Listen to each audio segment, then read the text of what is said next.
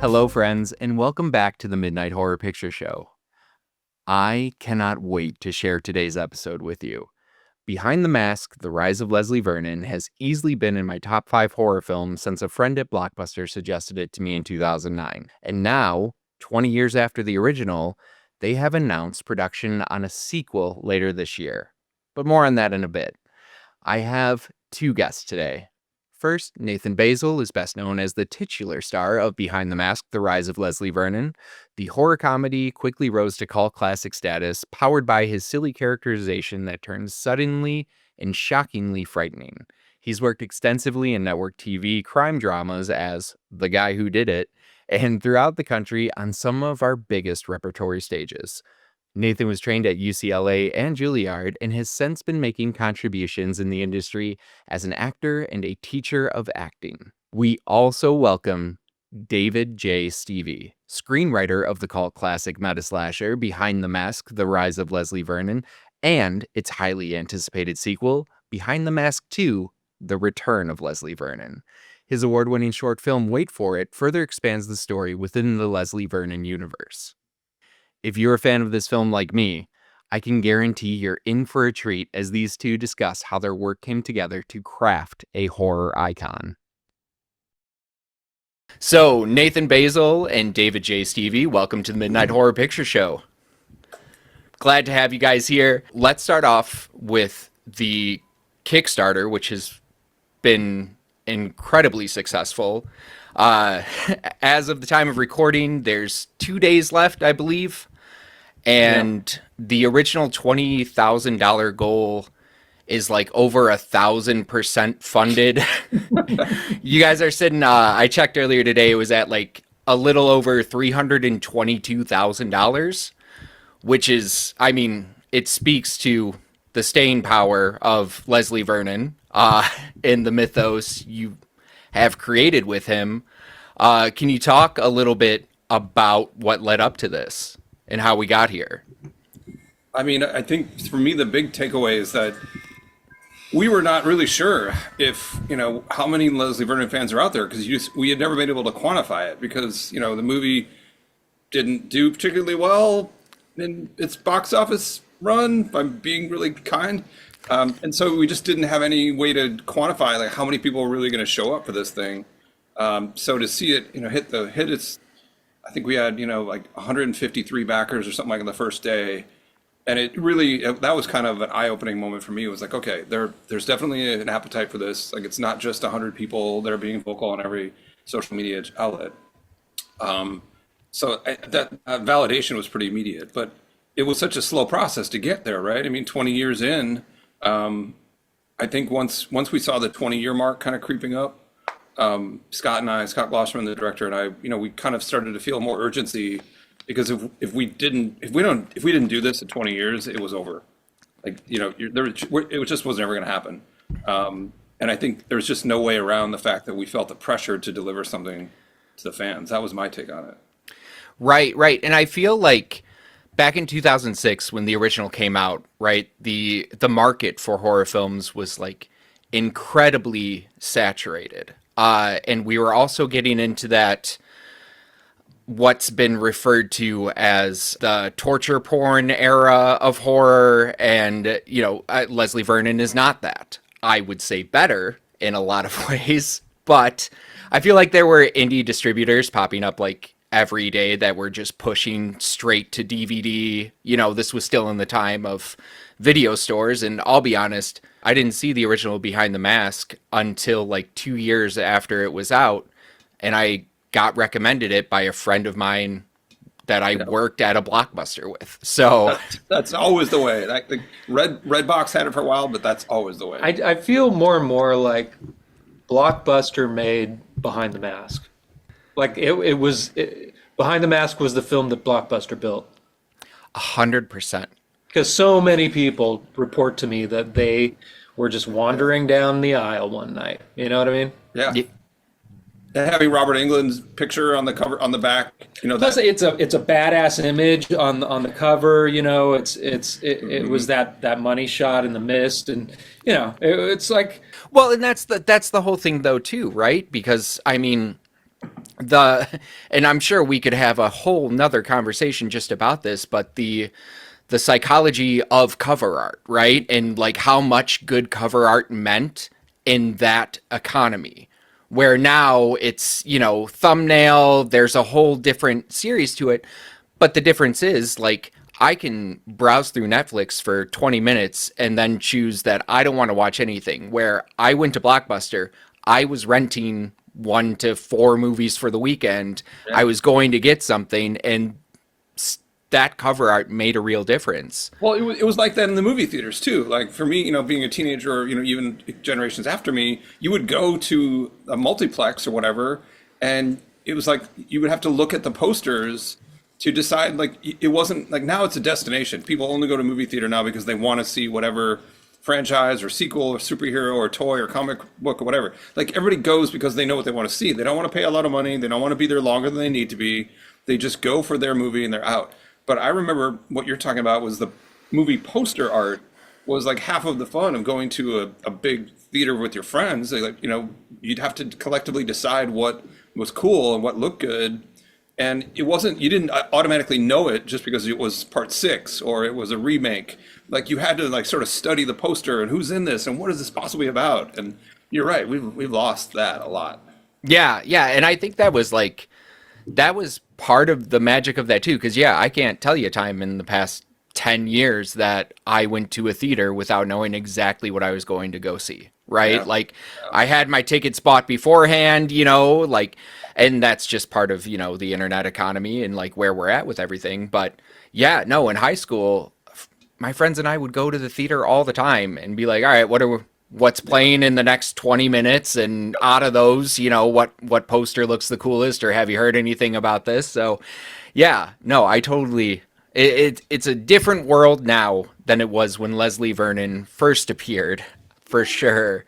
But his staying power through these last 20 years, right? I mean, it's safe to say that through that home video distribution, Leslie Vernon became a cult classic, right? Behind the Mask is absolutely cult classic status, which brings us to where we are now with getting a sequel all these years later, which is, for myself, I'm a huge, huge fan of the original.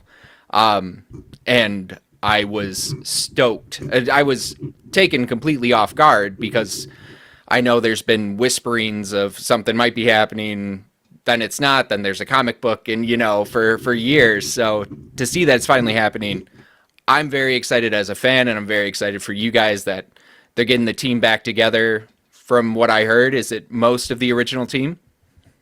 everybody who survived. Yeah, fair, fair. All right. Yeah, Yeah, in the movie or in real life, sadly. Right.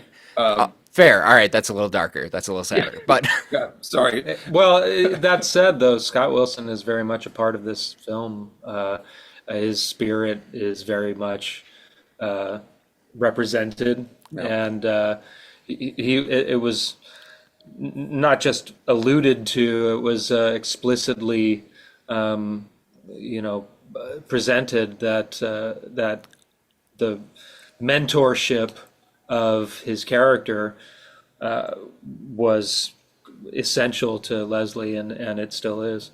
Actually, though, you remind me of something, and I think that one thing that's really unique about this particular team and getting the band back together is, we hear a lot of people say, "Oh my God, I'm so excited for this! I've been waiting for so long." That's how we feel.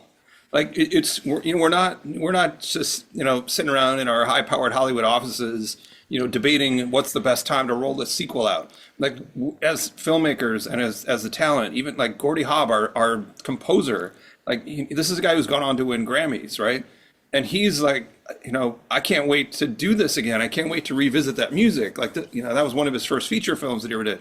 Like we're fans too, and we're super excited. And that's how we felt doing the first one. So it's just, not to be all kumbaya about it, but like everything about this is like a family reunion that you really, really want to go to. As rare as that might be. That's really fantastic to hear, right? Because when you're a fan of something, you love to hear that the creative team behind it is like, yes, no, we are as passionate about this as you are, right?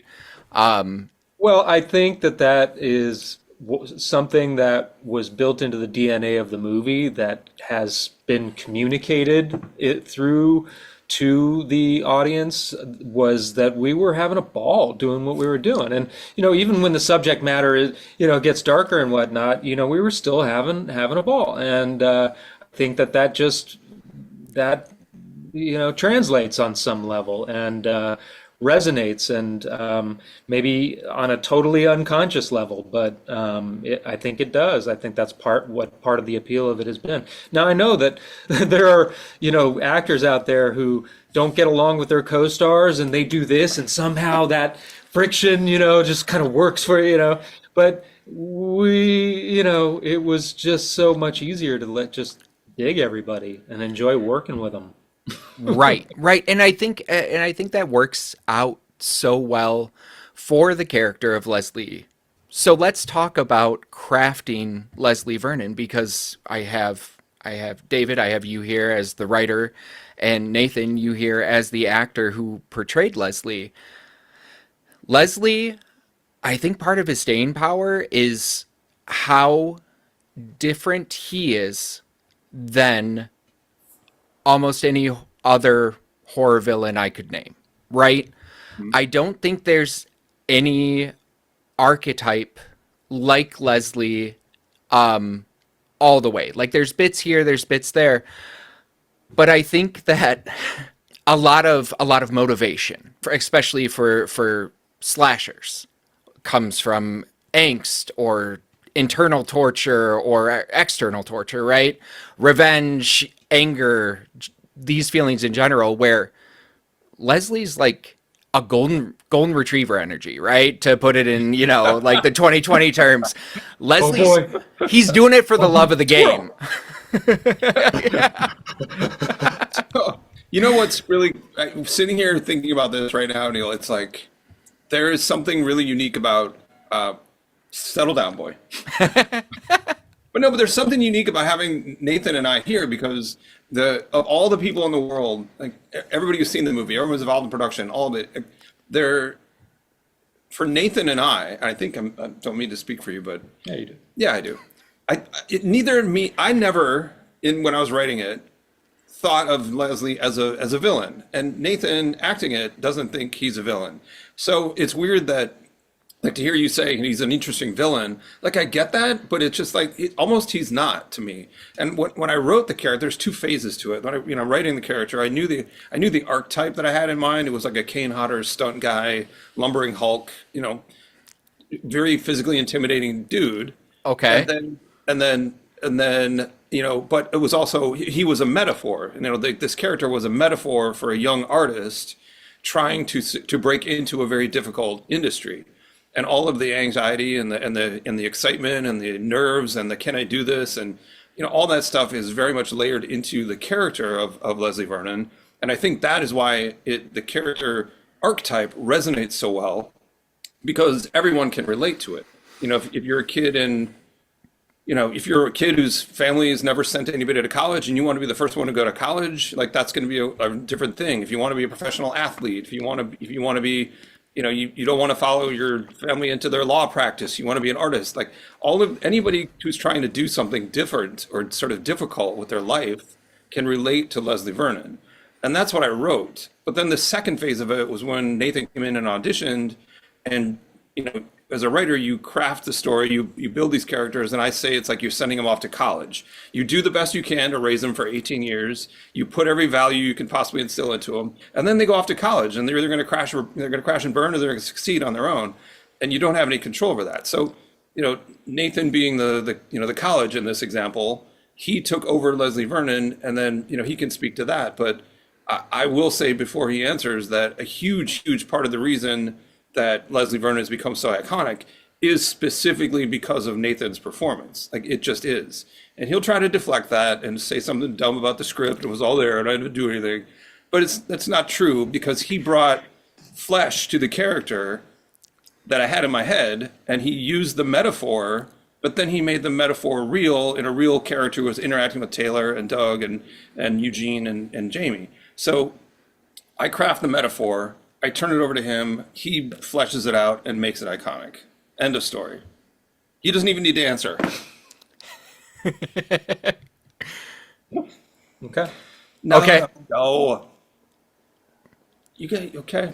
Why don't you just speak for me? Why don't you just speak for me? Well, Nathan, okay. So I know recently you were on the I Love Horror podcast, and you talked about your performance a little bit and how, looking back, it's a lot of like, I see a young actor who's doing a film role for the first time, right?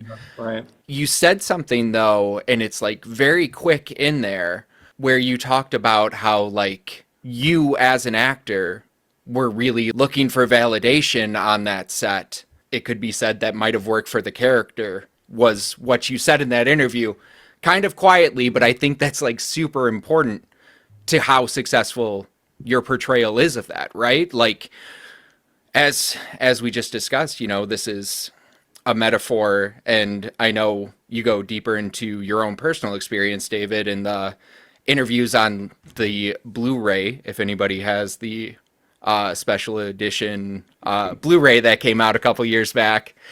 But that nervous energy, and really, if the cameras and the camera crew are the stand-in for the audience, then the whole playing to the cameras that Leslie does is seeking validation as someone, like you said, David, like really going for it outside of what they know or what they come from necessarily, right? Yeah. I was really fortunate to have a character arc presented to me that felt entirely relatable. And I was very much at the time in at a point in my career where I hadn't I hadn't hit a home run yet. I'd had some good base runs, and I was getting some gigs here and there, and some of it was decent work, but I wasn't I felt like I had a lot to prove, and here was an opportunity for me to prove it, to do really everything that my whole bag of tricks, right, was welcome in this process, and I used every tool at my disposal to try to relate to the character's experience and allow for that my experience to inform him, and the material suited that. The role for me, he was talking about a struggling artist, and an artist who questions, and I was seeing it as this gig, if everything keeps going the way it feels like it's going, this gig could be the thing that just puts me on the map. And that's exactly where Leslie's at. He wants to be on the map so fucking bad. And that's exactly where I was at. I wanted to be on the map so bad. I had friends who were going off and doing big films, and I wanted to, oh man, I was so hungry for, validation and external validation, in the years since, and this is why a sequel is interesting, I've learned to seek validation a whole lot less because I provided a whole lot more on my own. So I feel like my acting has, in general, reflected my life, which has been a lot less anxious. And maybe that's just something that happens with age. You just get a little tired and too old to fucking care about shit that you used to care too much about. But yeah, I think that there's going to be a groundedness that's possible now that wasn't even possible way back when, even though the character felt so personal to me, And So I can't think, wait to get back into the skin. yeah, no, and I I'm sure I speak for our audience when I say that all of us cannot wait either. With that though, I think that's really interesting because before we started talking, you had wrote something about how your approach to acting and coming from a place of honesty, right? And that's exactly what you just described, was finding the honesty in the situation of approaching Leslie Vernon. And David, you wrote him from a very honest place, kind of reflecting where you were at as well. And I think that really sets a groundwork, it sets the foundation for like a very grounded character. And a relatable character. Yes. And ultimate, I feel like personally, I feel like ultimately relatability is the currency of acting. And if you can be relatable, then you're money. Now, how do you be relatable? I think you can only be relatable to an audience if you're relating to yourself and having a personal, very honest experience.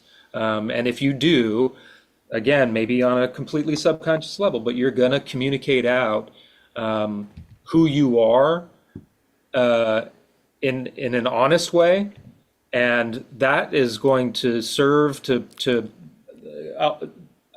pull the audience in to want to relate to the experience that they think that you're having, and that plugs them into the story. But it's all about relatability, and I think actors focus on a whole bunch of stuff. We can get really distracted by a whole bunch of stuff, nonsense, but when it really comes down to it, relating to ourselves and the present experience that we're having is critical in order for the audience to have the same experience on their end. That is so wonderfully said. And for any of our listeners who are actors or working with actors, that is golden advice. So thank you. Thank you for sharing that. So, so David, okay. David, I'm going to push back on you a little bit with something you said, because I agree that like Leslie isn't necessarily a villain in the way we see the villains he's grouped in with, right? Or the villain his own universe he wants to be a part of, right? That boys club, if you will, of Freddy, Jason, you know. But watching the film, I think instead of like where a lot of these other scary, we'll use the term villains, right? Use force, whether that be supernatural or physical. Leslie is absolutely a master manipulator. The whole film rests on his manipulation skills, and because he's so charismatic, right? Right. So with that, I've watched this film so many times. I'm like, you know, it's the meme where the woman just has the equations going, right? So with the apple press, with the cider press, right? That is shown, and that's very much like a Chekhov cider press, right? Because it comes back later. But watching it after the first like couple times, I was like, oh my gosh, of course he introduced that as something to use against him. Like, I feel everything throughout, and that's my read of it, and I don't know what it is, but like everything has been planned to a T, right? Yeah. So the cider press, it's not a coincidence that it comes back and is used, and it's not a coincidence that Leslie survives it, especially when he's like showing you just enough of like how it's made, and then, but that's the whole thing, is we get it in the beginning, right? We get it in the beginning with, hey, I'm showing you like a little insider baseball, but then there's a deck of cards in your pocket, right? Like, check your pocket. You're keeping the viewer and the conduit for the viewer on their toes the whole time. You bring up the idea of the red herring about a third of the way into the film. That sets up that this whole story, right? It foreshadows that the whole story is a red herring for the actuality of it, which the first time seeing that. You know, that's one of those moments that I'd love to see for the first time again, because absolutely blew my mind. Did not see it coming. I was like, There was a moment with the revelation that you're talking about that actually came later in the screenwriting process. That was something that, working with Scott, we developed like well into the process of, you know, he had already signed on to direct it. We were trying to, it was happening. And that addition of the third act came kind of late. The original script that I wrote ended with Leslie saying time to dance with the devil and going off to kill the first teenagers. And then there was an epilogue at the end, was like, you know what happens. It's every slasher movie that's ever been seen. And Scott was one like, man, we're so close. We need a third act. We need a third act. And then that moment of having that revelation, it was as surprising to me as it was to you probably when it occurred to me. And then Scott and I together were like, oh my God, we have the whole thing. We blueprinted everything that's going to happen. All we got to do now is have Leslie go do all of that. And then, yeah, there's twists and, you know, the manipulation you're talking about definitely layered into it. But that it was sort of that was a great epiphany for me as a screenwriter when that part of the story fell into play. And I was going to tell you, I don't know that this has ever been made public, actually. This might be an exclusive. Ooh.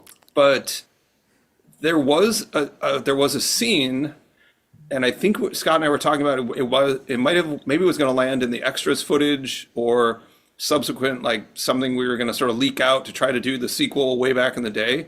But we had envisioned another shot of the cider press scene where the camera drops down from Leslie's head in the vise, and underneath it, you can see Leslie reach and grab a walnut and a nutcracker. And when she twists it one more time, he cracks the nutcracker and goes limp. We actually shot that.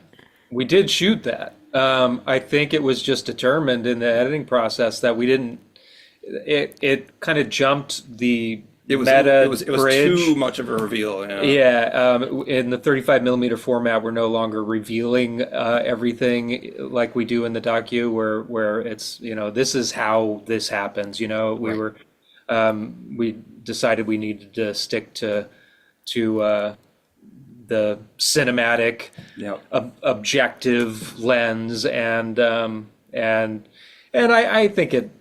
You know, I don't miss it, but I did think that it was a fun idea, and I'm sure that we've got the footage somewhere. We should dig that up. And it speaks to the manipulation that you're talking about. Of course, Leslie would know exactly when to do that and how to make that, how to sell it. So but you're okay. He's a villain. Fine, he got me. He got me. He does villainous things. So I guess fair. Technically.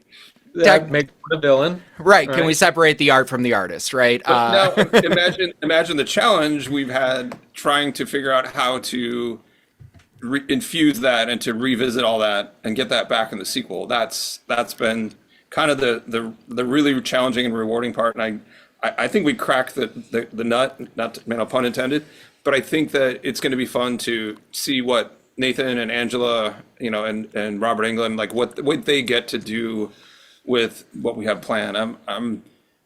It's exciting. I'm nervous because it's a big lift to pay off it off twice when we've sort of set a standard. But I don't know. I think between the creative team, I think we're going to deliver. I have no doubt. Honestly, and talking to you guys, I am even more excited than I was before this interview started. I've already put in my money to the Kickstarter, so I'm stoked. Which shameless plug, that late pledges are enabled. So there's still a time to get in on this and get involved. And one of the things that we do want to point out is that we're making a really concerted effort to have this be a very hands-on, independent filmmaker involved process. And behind the scenes access that you can get through Kickstarter for the pledging. There's a private Discord channel where Aaron Kuntz, one of the executive producers, and myself, we're gonna be updating and posting on Discord, having conversations to Discord while we're shooting. So like on set, this is what we did today. This is what went right. This is what went wrong. This is what's up for tomorrow. Here's a crazy thing you never would have thought happened in independent film. How are we going to get over? So it's not just about the fans of Leslie Vernon. We want to make sure that we get the word out there that anybody who's trying to do independent film, this is going to be kind of almost like a class you can audit to sort of see how the sausage is made, so to speak. See, that is a fantastic idea. I've had some guests on before, and listeners will know this, that have talked about doing Kickstarters, obviously on like a much smaller level without any of the fanfare that the Behind the Mask series now has, right? And they talk about, digital rewards versus physical. And the the day the campaign launched for Behind the Mask 2, I was like, what didn't they choose? Like, was there anything left on the drawing, like on the drawing floor for rewards? Because if it's not in the base packages of rewards, it's an add-on. Anything like you could have thought of being killed being killed in the movie, obviously, like producer credits, Blu-rays, but then the VHS, I worked at Blockbuster. I'm a big physical media guy, always have been. I think that also comes with like maybe being a certain age, above a certain age at some point too, right?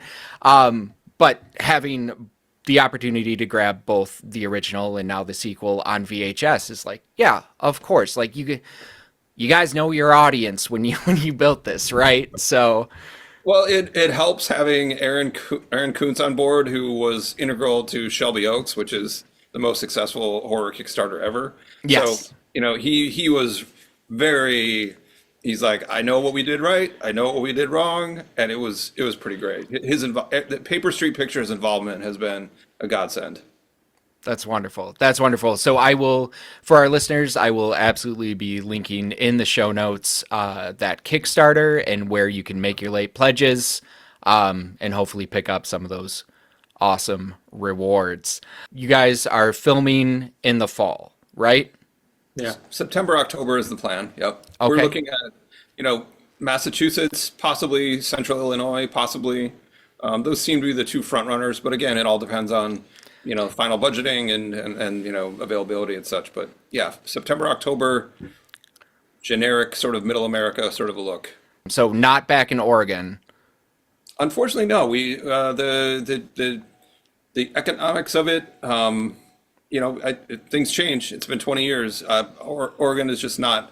They're not offering the same level of tax incentives and it's all the number crunchy stuff and That's it. it's not my thing. But it's unfortunately there will be some B unit stuff that they go to pick up, there for continuity. But unfortunately, no. Okay, interesting. No, I'm interested to see where it goes. Before we get off of talking about Leslie, and talking about the original, I heard you, David, speaking about it a little bit in a recent episode of House of Ghouls about the idea of how Men, Woman, and Chainsaws wasn't written in Leslie's universe, obviously, because these aren't films, these are actual killers, right? Yeah. And you touched a little bit on the idea of Survivor Girl versus Final Girl, right? Because Men, Women, Chainsaws brought about the term Final Girl as like a really thing, where the first film uses Survivor Girl. So can you elaborate on that a little bit for our listeners? Yeah. It's when I wrote the script, I was aware of Carol Clover's book. I mean, obviously that Final Girl hadn't entered the lexicon to the degree which it did in the last 20 years. But as you said, because Carol Clover was writing about specifically Laurie Strode or Texas Chainsaw Massacre or Spit on Your Grave, she was referencing film. And these films don't exist in Glen Echo. Taylor Gentry or Leslie Vernon can't go into, their version of Blockbuster and rent, Halloween because Michael's real. Conversely, they couldn't go into a library and find Carol Clover's book because hasn't been written because there are no movies for her to have written about. So it was sort of a happy accident that honestly, if I'm being totally above board, when I was writing it, I just sort of flubbed it. I just sort of wrote Survivor Girl. I was thinking Final Girl, but I knew it, but I wrote Survivor Girl, and it just sort of stuck. And then what Scott has pointed out, Scott Glossman, our director, he's pointed out and we're planting a flag on this. Like this is going to be a debate, and it is 100% our intention to change the terminology. Behind the Mask, the Leslie Vernon universe is going to plant our flag on changing it to Survivor Girl. And what Scott has pointed out is that a final girl is an adjective, it's an ending, it's a description of something that's been forced upon someone else. Survivor Girl is a continuation. It is a condition that exists. It's something you endure and get past. And Taylor Gentry is a survivor girl. She's not. There's nothing final about her experience. She's not done with Leslie Vernon. He's not done with her. She survived her encounter, and it's a much more important, empowering term. And not to go off into the weeds too much, but it's important in the world right now in 2026, 2027. Survivor Girl is a more appropriate and more, a forward-looking way to describe the heroine of a slasher film. 100%. I mean, it's definitely the more empowered version of that. We're changing the game. We're changing the terminology, man. Hey. It's gonna be the Coke versus Pepsi. It's gonna be, I don't know what it's gonna be, but we're staking on Survivor Girl. Hey, you know what? I'll join that cause. I'll join that cause 100%. Excellent. So, one last thing with Leslie, and this is something I was thinking about as I rewatched the film recently, is both of you, I mean, obviously David, you as a writer, Nathan, you as an actor, are storytellers, right? Like that's what this art form is. And I think the cohesion of the character comes from the fact that he is a storyteller as well, right? He is crafting his own story throughout this whole film. And I think as professional storytellers yourselves, that's another level of that relatability we were talking about. Yeah, definitely. And how, for you, Nathan, like, were you thinking about that actively? Because some of like the more I'm like bouncing this around and like talking to you guys is like Leslie Vernon does have like a little bit of theater kid energy, Am I wrong? I know you do theater, so Yeah, no, I was a theater kid, and Same. yeah, I had the same. Yeah, he's a bit of a goofball, and I think that could be said of me. Um, yeah, I think the I was given a lot of room to run with the character, and it was just kind of assumed that the choices that I was making were going to be correct as long as they were, honest or truthful feeling, and so yeah, I was able to be personal, and like I said, there were a lot of parallels, and so there were a lot of opportunities to be personal with Leslie. The stuff that I found most interesting was and challenging, but creatively rewarding was working on the psychological aspect of the character. That the talking is one part of it that is, it's fun and it's entertaining, and there's engagement, and it's kind of knowable for that reason for a theater kid, to know how to do those scenes. When we got to the cinematic part, the mask on stuff, that was the part that was most unfamiliar to me, and so I felt like that was probably the most interesting work for me, was putting the mask on and getting to work, instead of just talking about it, doing it. There was distance between me and an awareness of how to do that, but I found that the challenge of getting into the correct mindset, was really interesting, and again, just an amazing opportunity to be able to do both things, work in that documentary format and then switch over to that cinematic style.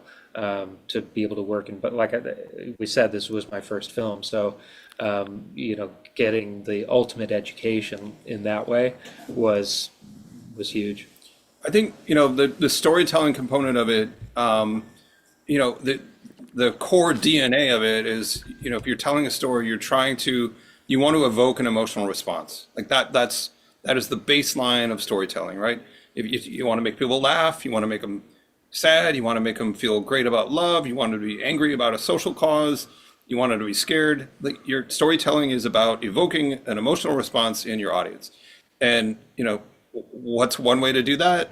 Having an engaging character that I think we hear it all the time, and I think it's absolutely true and befitting of Nathan's performance.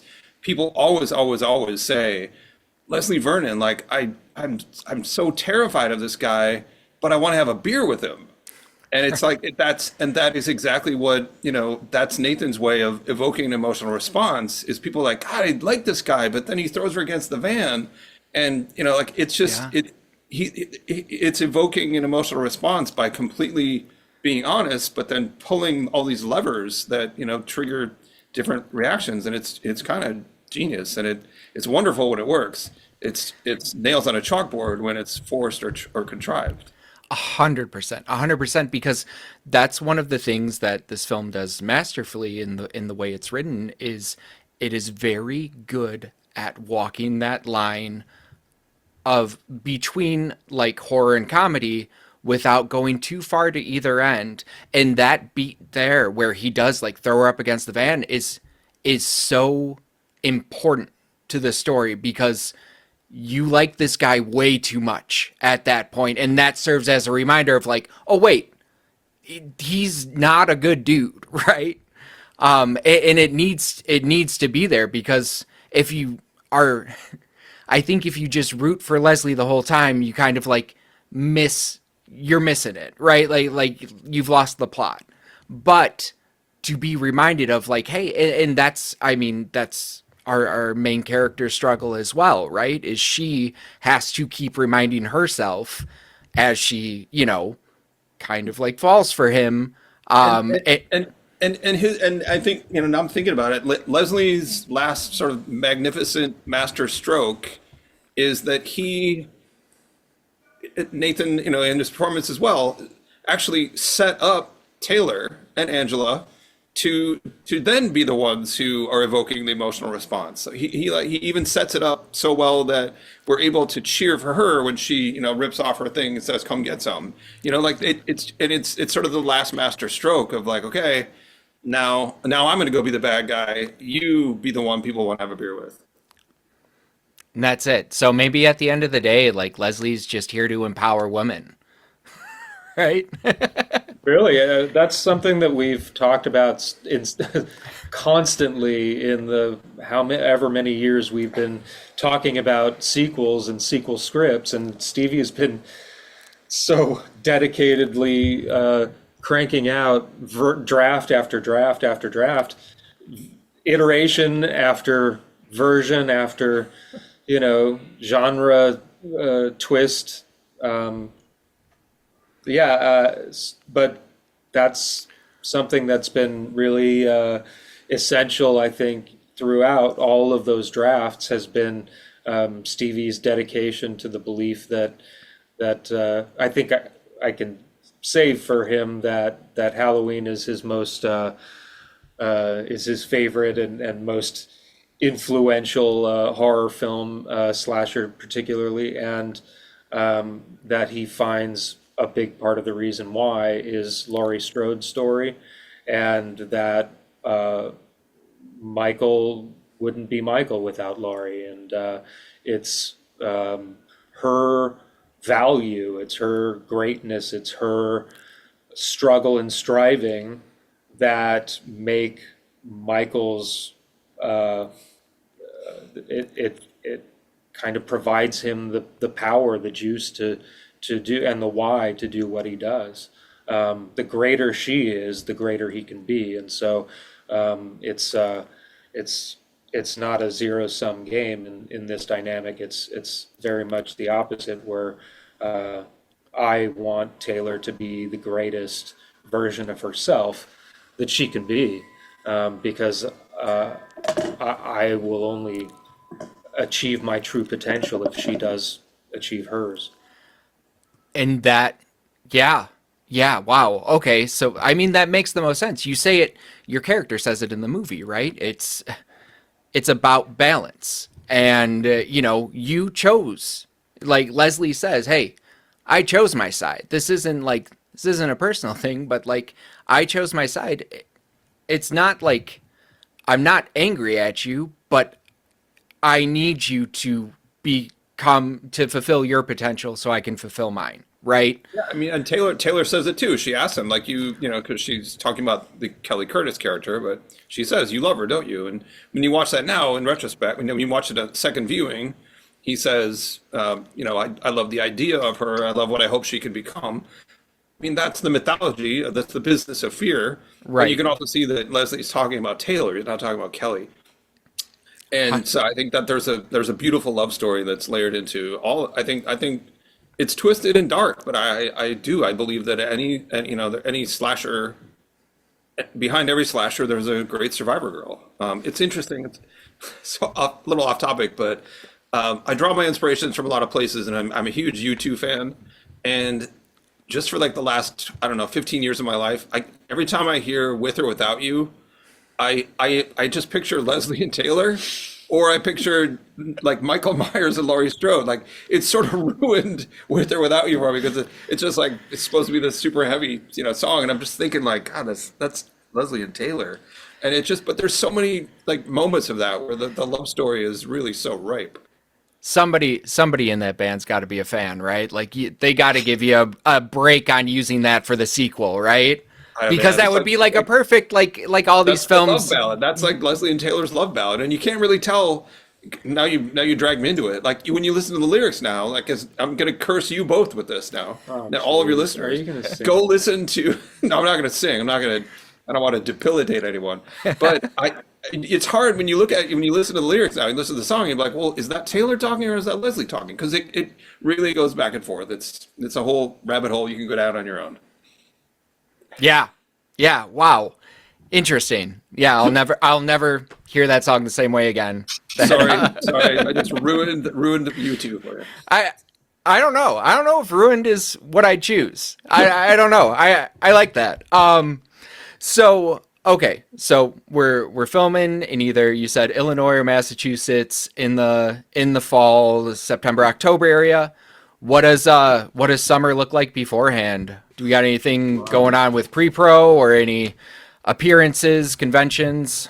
Well, this one's doing a lot of Kickstarter work, and he's been working really heavily on the promotional aspect of the sequel and the Kickstarter, and um, I it's really cool to see him on the creative edge this early on, at a point when, for all intents and purposes, writers, they once they've submitted their script, they step out, and it's kind of, so I love that he's doing what he does well, and just doing it in a kind of social media campaigning kind of way, to continue to build out the mythos around the filmmaking too.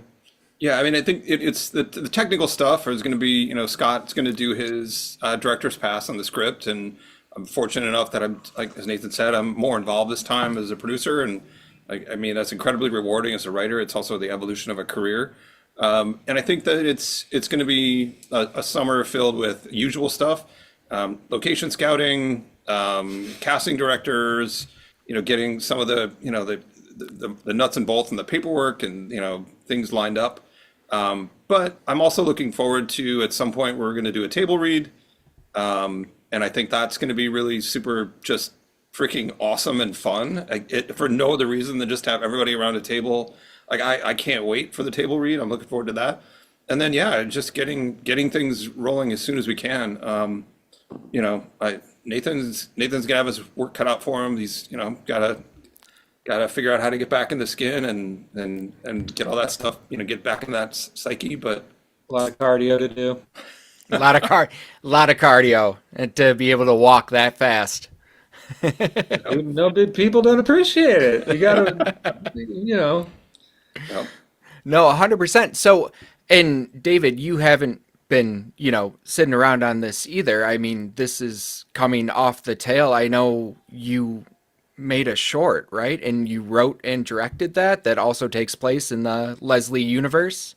Yeah, it's a happy accident, really. It was something that I needed to do to improve my skill set, expand my skill set as a writer. It was pointed out to me rightfully that it's a really good thing. Any writer out there, I highly recommend it. It's just get behind the camera and try to figure out how to, what it's very easy for writers in the dark and in their, and they're behind their laptop to come up with really great things, and it looks beautiful in your head, and the dialogue flows and it's this magical thing. And then, but you get behind the camera and you're like, oh, shit, I can't do this, or this isn't going to work the way I thought it was, or this doesn't flow, or this is way too expensive. And it's really, really, it's an informative thing. So to make Wait For It was really a tool for me to improve. I knew that I could ask Nathan to help out with it, just because, he's always there at a phone call. If I need help, he's there. And so I think, and I, from the business sense, I knew if I had Nathan in it, that's going to get more eyeballs on it than if it's just me doing something.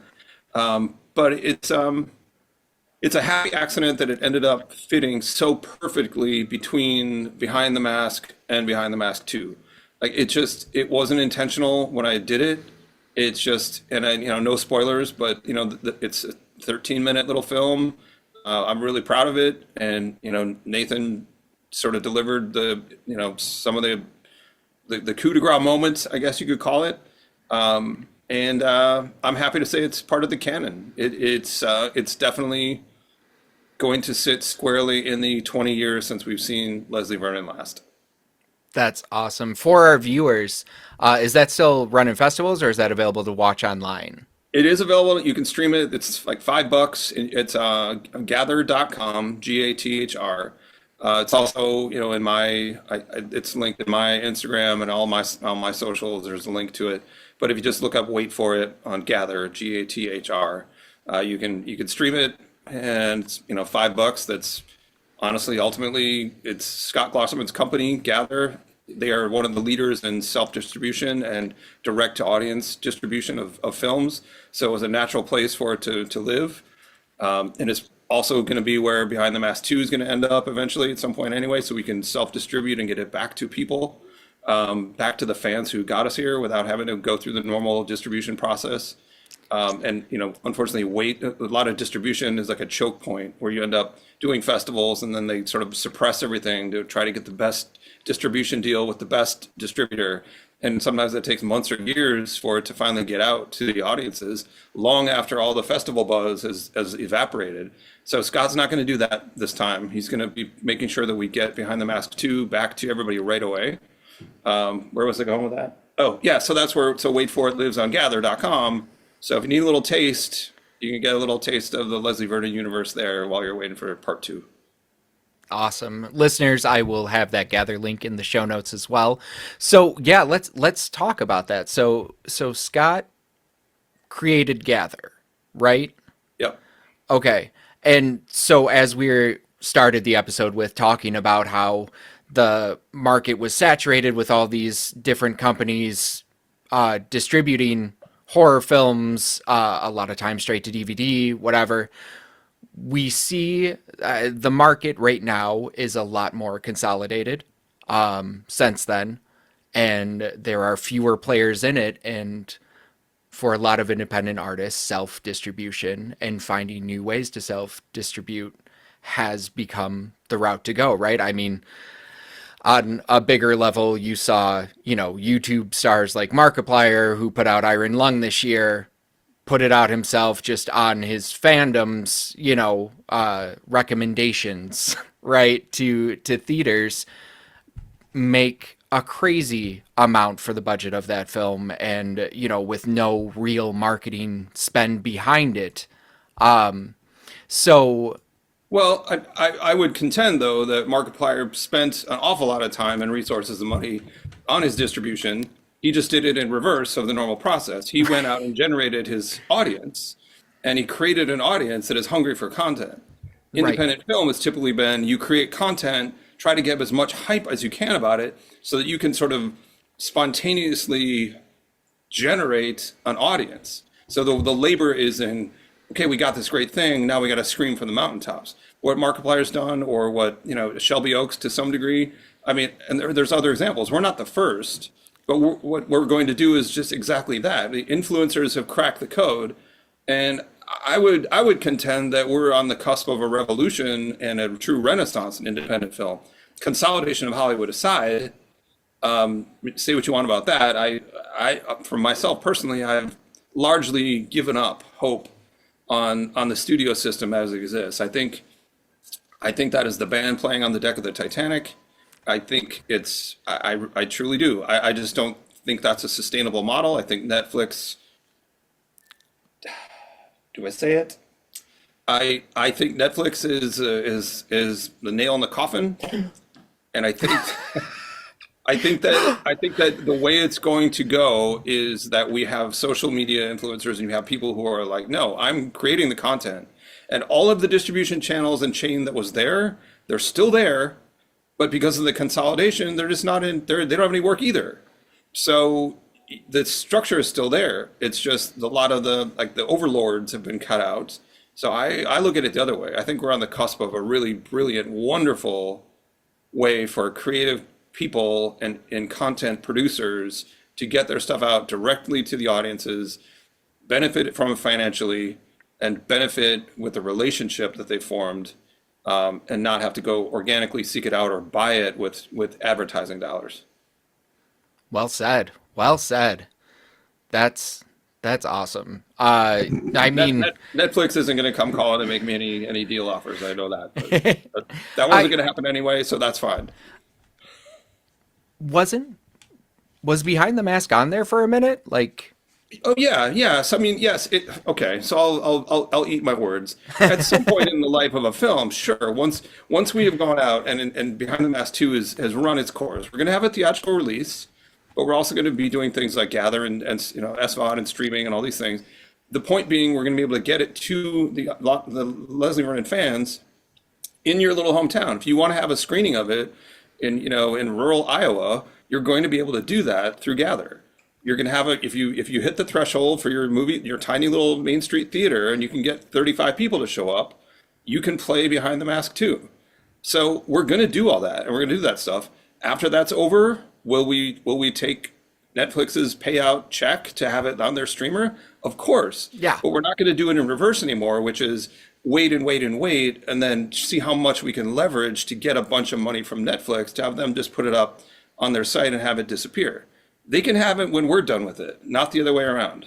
that's smart. No, I mean that's smart, and that's how filmmakers should be looking at it now.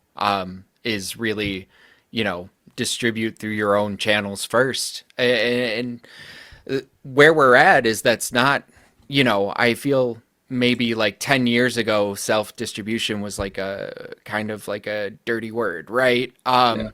But now it's not. It's not. In platforms, there are different platforms like Gather that are making it more accessible. And I had no idea about the theater screening or the plans for a theatrical release. So I'm very excited to hear that. I will absolutely be in the theater first night for that.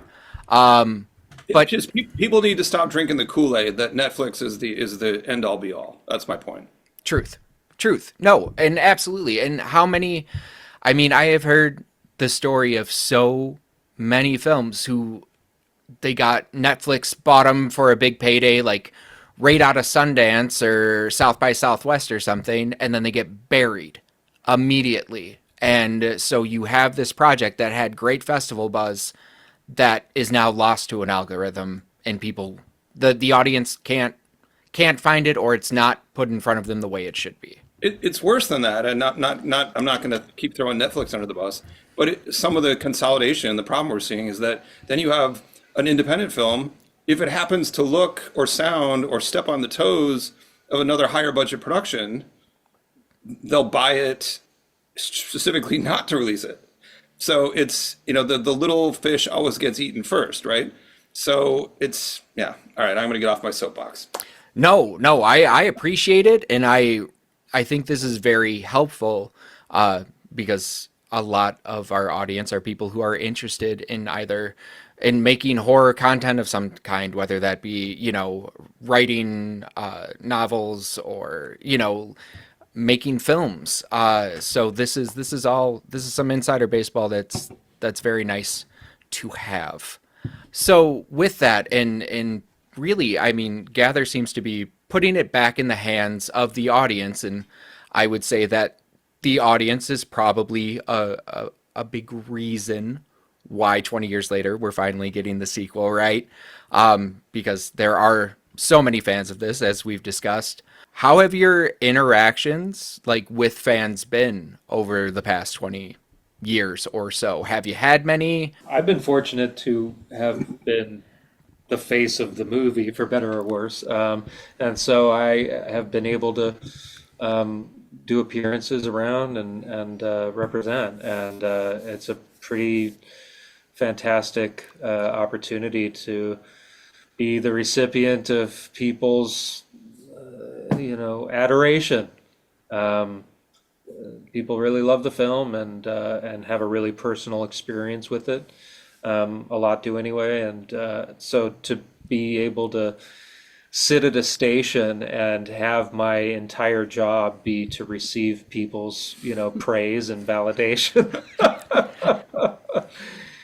It's pretty it bowls me over, and I've been able to do a lot more of those recently as we've been getting the word out about the sequel and the Kickstarter and whatnot. So I've done some more appearances, and I've got some more coming up, and yeah, it's just a real position of privilege that I'm grateful for. I do want to give Nathan some kudos too, because he's had some pretty great mentorship and some tutelage in the convention scene, because he gets to frequently see and interact with Robert Englund, and we were very close with Scott Wilson, and at cons with him, and even getting to watch David Howard Thornton, who Nathan and David have been friends for a long time. Like, Nathan has absorbed the best qualities of all those guys, which is not to depersonalize and not to just process humans through the line. People obviously joke a lot about waiting for hours and hours on end to talk to Robert, but they keep doing it and they keep waiting because he delivers. He's engaging, and you want to keep talking to that guy. And I'm happy to say, having watched over his shoulder, that Nathan's picked up the cues from some of the masters, and it's cool to see. All right, I wasn't going to share this, but I can also vouch for that from personal experience. It was right before the world shut down in like 2020. Nathan, you were at Astronomicon in Michigan, and it was like Sunday. You were like getting ready to leave, and I came up with my Trick or Treat Studios mask, and you talked to me for like 20 minutes, dude. You were great. So I have that mounted on a shelf, but yeah, man. That's awesome. No, it's good stuff. It's good. I think that, and Nathan and Angela too, are the sort of the bellwethers for why we sort of felt confident in the last 2 or 3 years, because we're like sweating this out. Like, it's 20 years, we got to do something, but is anybody going to care? And it was Nathan and Angela's experiences, and and if I'm not mistaken, like that, it's been a really slow burn, but it's been a slow build. And I think it's taken you a while to realize that you're an icon in horror. I used to turn down a bunch of appearance offers just because I felt like, who the fuck am I? What? Who the Modest. I'm modest. I don't know, but just it felt like, well, nobody's seen the movie, so who's going to show up for me? Maybe they'll walk by the table and they'll see pictures and they'll be like, oh, that looks interesting. Maybe because Robert's line is too long. Maybe you pick up some traffic that somebody else has cast off. I just didn't think that there would be much of an appetite. Every time that I have gone out, I've been amazingly surprised to see that the response has always been really generous, and so I'm saying yes to appearance offers a lot more often, and it's it's all good.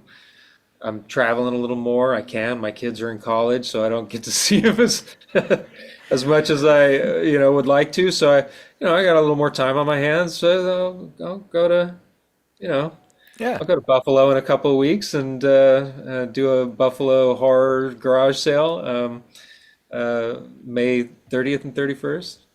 Come on out and see us if you're in the area. Awesome. What do you got any others besides that lined up? Yeah, Midsummer Scream in Long Beach. That's, I believe, the first week of August, first weekend of August, and then Triangle Terracon in Durham, North Carolina, in September.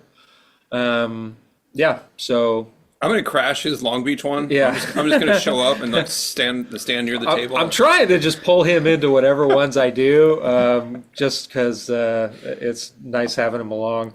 And as you can tell, he's got the gift of gab. So it's always good to distract people with his word magic. Midsummer Scream is a very, very cool vibe as well. I've had films play there, like I think in 2023 and 2024. So, but yeah, very cool, very cool. We'll put the information for all those appearances in the show notes as well for our listeners. Awesome. Nathan, David, thank you so much for being so generous with your time and talking to me about how you made such a lasting character, an icon of horror, and I'm very excited. Yeah. Just need you need like the shirts, right? The I'm with the icon. I'm stupid, yeah. That's just implied. We would both have them though, so we just kind of cancel out. Yeah, exactly. Oh, man. But thank you to you though, and I mean to get this, to be able to do this. I mean, we say it all the time. We wouldn't be anywhere without the fan support. I mean, the fans have made this happen, and that's a result of you guys being vocal about it and inviting two schmucks like us on, and to be able to talk about it. So the gratitude, man, it goes both ways. And it's our privilege to have an opportunity to, yeah, it's going to be self-serving in the sense of getting the band back together is what I would love more than anything. But I love that it's in service of doing great work that will pay off the 20 years that fans have been waiting for us to get the band back together. Absolutely. Absolutely. Thank you guys again. Hopefully, maybe this time next year when you're wrapping up, maybe we can get you back and talk about lessons learned and how it went. That's awesome. Absolutely. Look forward to it. And we'll see you on the Discord channel. Yeah, 100%. I'll be there. All right. All right. Thanks, guys. And thank you for listening. If this is your first time listening to Midnight Horror Picture Show, please consider giving us a follow because supporting indie horror creators like this is what we're all about. Listen, I'm still beaming over this conversation. They're great guys, and I can't wait for that sequel. Speaking of, you can find the Kickstarter and still pitch in for some great rewards at the link in the show notes. You can catch Nathan and maybe David at Midsummer Scream in Long Beach, California, August 7th through the 9th. And Nathan will also be in Durham, North Carolina at the Triangle Terrorcon on September 26th. You can follow Nathan on Instagram at Baesel. David is on Instagram and Blue Sky at DJ Stieve. And the official account for Behind the Mask, The Return of Leslie Vernon on Instagram is at Leslie Vernon Returns. Before we close out, it would be remiss of me not to give a shout out to my good friend Dustin Hayes, who encouraged me to reach out to these guys for an interview. Thank you, friend. Please make sure to subscribe to Midnight Horror Picture Show on YouTube and wherever you get your podcasts. And if you would be so kind as to leave a 5-star review, it's the best way to help build this platform for indie horror creators to be seen. You can find us on Instagram at Midnight Horror Picture Show. Our theme music is by Nick Ferrari. And check out our sister show, Dead Pine Archives, where myself, Dan, Kelly, and Zach dive deep into urban legends, cryptid tales, and local lore. Midnight Horror Picture Show will be back in July with a new episode. and I don't want to give it away just yet, but it's another bigger one. Until then, stay spooky and keep supporting indie horror.